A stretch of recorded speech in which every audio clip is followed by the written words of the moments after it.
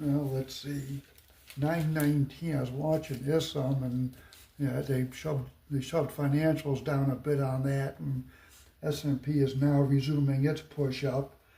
Uh, some resistance up here at 7,005. Of course, by the time this thing uploads, but 7,005 is some resistance. But this thing's been on a one-way path to the upside all morning.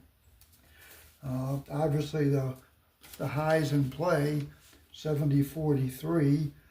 There's a target and a fade up at 90 quarter, 70.90 quarter.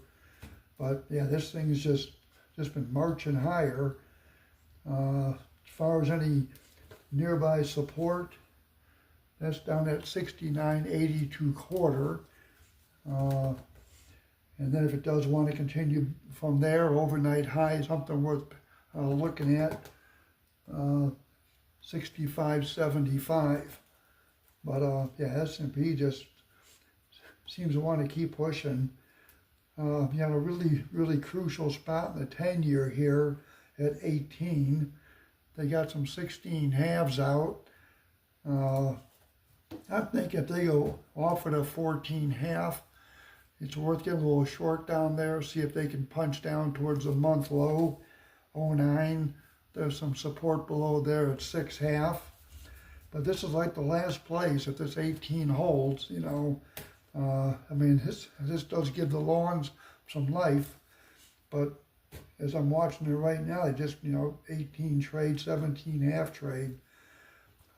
24, kind of the same thing in fives, and as it's trading now, it's looking like it wants to keep pushing to the downside. There is a little bit of support below at 22 half, and then there's a target and some pretty good support down at 17 quarter in the 5 here.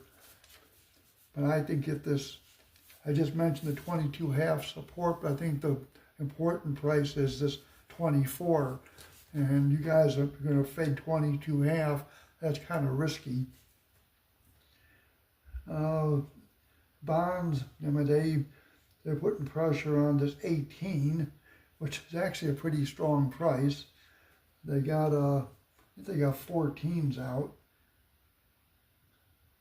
No, 16s. Yeah, 16's out. No, it is 14.